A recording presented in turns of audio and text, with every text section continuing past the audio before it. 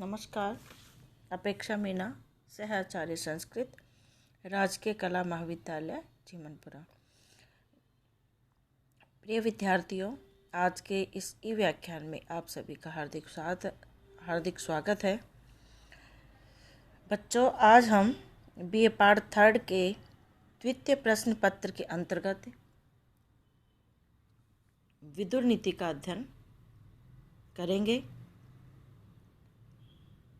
विदुर नीति का अध्ययन मैंने आपको कराना प्रारंभ कर दिया था। इससे पूर्व के वीडियो में मैंने श्लोक संख्या 25 तक आपको पढ़ा दिया था।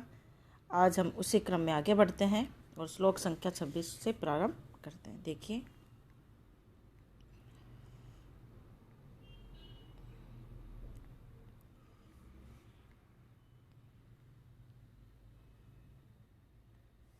यस्मात् त्रस्यन्ति भूतानि मृगव्याधान् मृगा इव सागरन्तामपि महिं लब्ध्वा स परिहीयते। प्रसंग जैसा कि आपको पता ही है कि यहाँ पे महामना विदुर जी जो हैं, महाराज धृतराष्ट्र से राजा के कर्तव्य और राज्य नीति के बारे में यहाँ पर वो बता रहे हैं। उपदेश देते हुए यहाँ पर बताते हैं कि सभी वस्तुएं जो हैं उनका अपना अपना महत्व होता है। समय समय पर सारी वस्तुएं अच्छी लगती हैं। अन्वय देखिए, यस्मात् भूतानि मृगव्याधात् मृगाः इव त्रस्यन्ति स सागरान्तां महिं लब्ध्वा अपि परिहीयते। शब्दार्थ देखिए, यस्मात् जिस राजा से, त्रस्यन्ति भयभीत होना, भूतानि समस्त भूत प्राणी, मृगव्याधात् वधिक से, मृगा इव पशुओं के समान, सागरान्ताम समुद्र पर्यंत विस्तीर्ण, पृथ्वी महिम पृथ्वी, लब्ध्वा प्राप्त करना, स यानी वह, परिहीयते त्याग किया जाना। देखिए, यस्मात् भूतानि मृगव्याधात् मृगा इव त्रस्यन्ति सह सागरन्तां महिं लब्ध्वा अपि परिहीयते। क्या कह रहे हैं?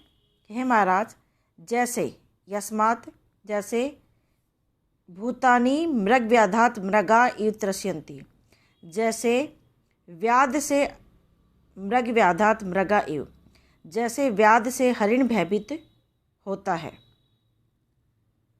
जैसे व्याध से हरिण भयभीत होता है, उसी प्रकार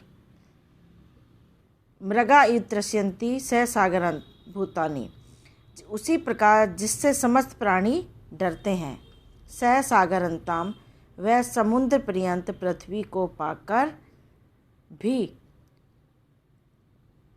अपि परिहीयते प्रजाजनों के द्वारा त्याग दिया जाता है।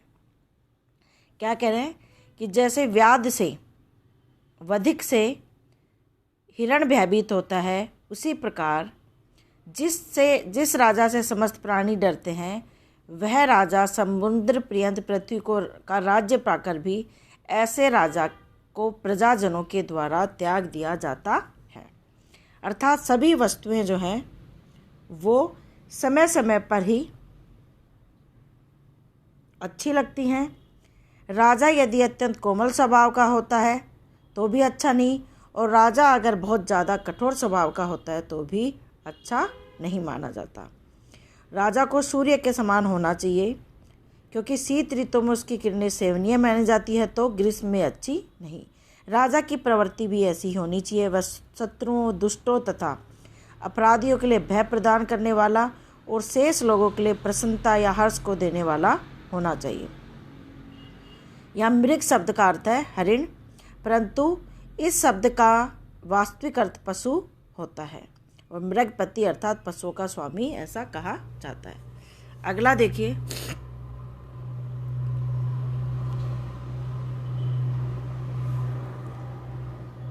पितृ पैतामहं राज्यं प्राप्तवान् स्वेन कर्मणा वायुरभ्रम इव आशाद भ्रस्यन्ति नये स्थिते। पितृप्रैतामहे राज्यं प्राप्तवान् स्वेन कर्मणा वायुरभ्रम इव आशाद भ्रसन्ति नये स्थिते। शब्दार्थ देखिए, अन्वय देखिए। अन्ये स्थित्य पितृप्रैतामहे राज्यं प्राप्तवान् अपि स्वेन कर्मणा वायुः अभ्रम आसाद इव भ्रस्यन्ति। शब्दार्थ देखिए। पितृप्रैतामहे बाप दादाओं का, पूर्वजों का, राज्यम राज्य को, प्राप्तवान प्राप्त करके भी, स्वयं अपने, कर्मणा कर्मों के द्वारा, वायु हवा, अभ्रम बादल, इव समान, आसाद पहुंचकर, भ्रस्यन्ति नष्ट कर देना। देखिए,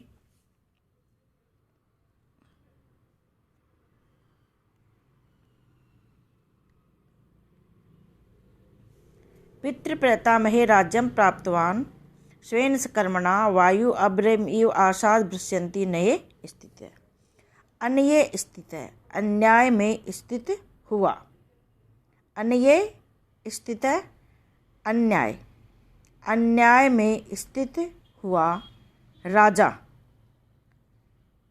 पितृप्रैतामहे पितृ और पितामह या बाप दादाओं के राज्यम प्राप्तवान राज्य को पाकर भी, स्वयं कर्मणा अपने ही कर्मों के द्वारा, भ्रस्यन्ति उसी प्रकार नष्ट कर देता है जैसे वायु अभ्रम आसाद इव भ्रस्यन्ति, जैसे वायु या हवा जो है वो अभ्रम बादल, बादलों को भ्रस्यन्ति छिन्न भिन्न कर देती है। अन्याय में स्थित हुआ राजा अपने पूर्वजों से प्राप्त राज्य को पाकर भी अपने ही कर्मों के माध्यम से उन्हें उसी प्रकार नष्ट कर देता है जैसे कि वायु बादलों को छिन्न भिन्न कर देती है। प्राणी अपने सुख और दुखों का स्वयं ही उत्तरदायी होता है। यदि कोई इंद्रियपति न्यायोचित कार्य करेगा तो प्रजा के हित का ध्यान रखेगा और केवल अपने ही स्वार्थ में तत्पर नहीं रहेगा तो उसकी उन्नति होगी, प्रजा भी उससे प्रेम करेगी और वह इस लोक में लोकप्रिय होगा और उसकी समृद्धि निरंतर बढ़ेगी। परंतु इसके विपरीत यदि वह आचरण करेगा तो अपने कर्मों के माध्यम से वह यदि अन्याय करेगा तो उसका पैतृक राज्य बाप दादाओं की संपत्ति को नष्ट कर देगा। इसीलिए कहा जाता है कि मनुष्य अपने अच्छे बुरे कर्मों के लिए स्वयं ही उत्तरदायी होता है। अगला,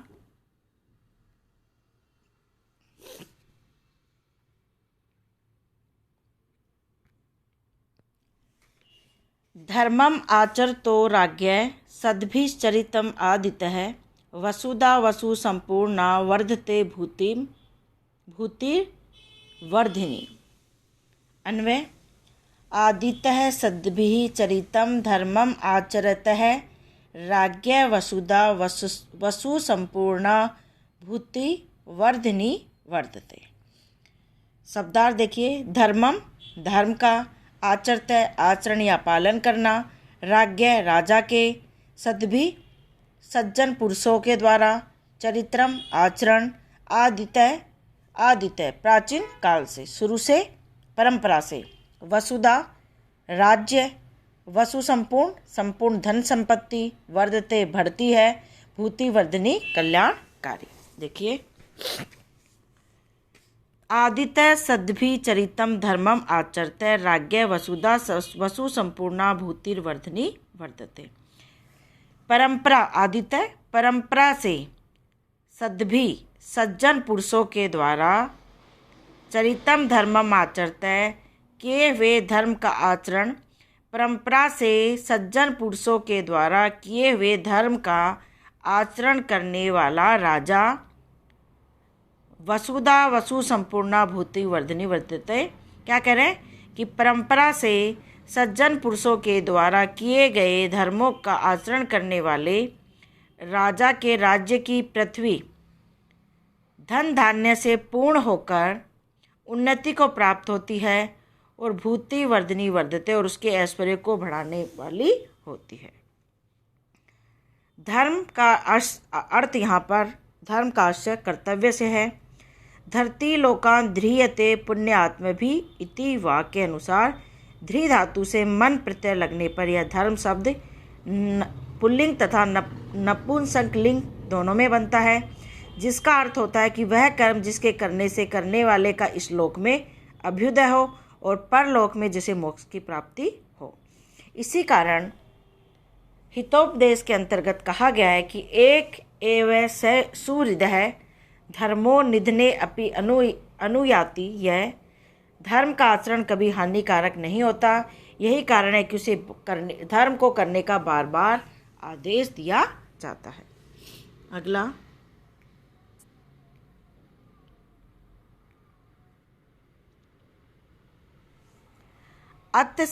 अत्यसंत्यजतो धर्म अधर्म च अनुतिष्ठते प्रतिसंवेष्टते भूमे अग्नौ चर्म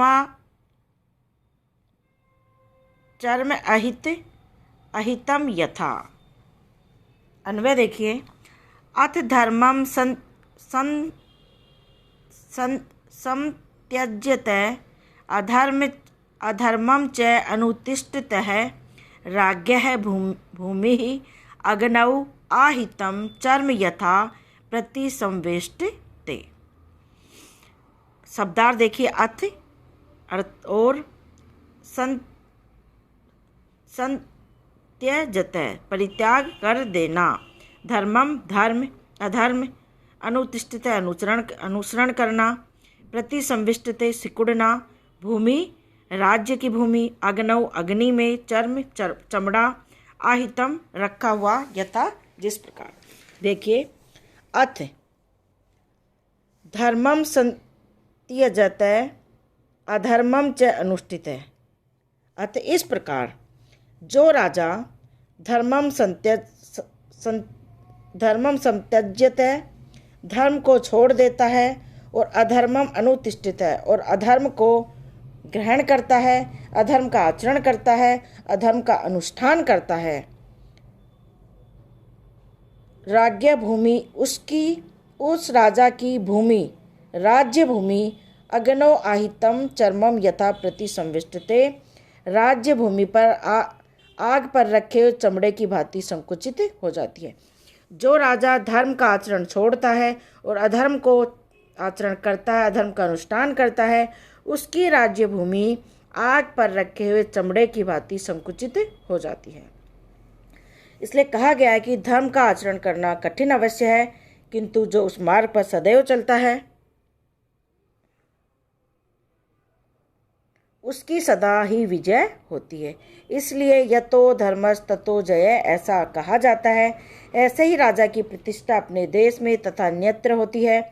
स्वधर्मे निधनम श्रेय वाली उक्ति का भाव भी यही है, परंतु अधर्म का आचरण करने वाला कालांतर में सुखी नहीं रह सकता। चाहे कोई राजा हो या रंक हो, प्रत्येक को अपने अपने धर्म का पालन करना चाहिए। इसी में संपूर्ण मनुष्य जाति का, संपूर्ण मनुष्य का कल्याण होता है। अगला 30वां, यह एव यत्न क्रियते परराष्ट्रं विमर्दने स एव यत्न कर्तव्य है स्वराष्ट्र परिपालने। अन्वय देखिए, यह यत्न परराष्ट्रं विमर्दने एव क्रियते सह एव यत्न स्वराष्ट्र परिपालने कर्तव्य है। यह मतलब जो, शब्दार्थ देखिए, एव ही यत्न पूर्वक क्रियते किया जाता है, पर राष्ट्र विमर्दने दूसरे राज्यों का नाश करने के लिए, स एव वही यत्न प्रयत्न कर्तव्य किया जाना चाहिए स्वराष्ट्र परिपालने अपने राष्ट्र की रक्षा करने के लिए। देखिए, यह जो यत्न, जो उपाय, पर राष्ट्र विमर्दने एव क्रियते, जो उपाय, जो प्रयत्न, जो प्रयास दूसरे राष्ट्रों का विनाश करने के लिए किया जाता है, स एव वही प्रयास, वही प्रयत्न, वही उपाय अपने राज्य की रक्षा के लिए करना उचित होता है। अर्थात राजा को तो सदैव शक्तिशाली होना चाहिए ताकि वह किसी अन्य राजा के द्वारा आक्रमण किए जाने पर लोहा ले सके और अपने राज्य की रक्षा कर सके, किंतु व्यर्थ में किसी अन्य राष्ट्र के विनाश के लिए अपनी शक्ति का प्रदर्शन करना कतई उचित नहीं होता है। फिर तो राजा को अपने राष्ट्र की रक्षा के लिए ही सतर्क होकर काम करना उचित है। उसके लिए अपने राज्य का पालन करना अत्यधिक महत्वपूर्ण होता है। अतः राजा को हमेशा अपने राष्ट्र की रक्षा करने के लिए अपने राजा को इस ओर ही विशेष ध्यान देना चाहिए। तो बच्चों, आज इतना ही। अगले वीडियो में पुनः आपसे भेंट होगी। धन्यवाद।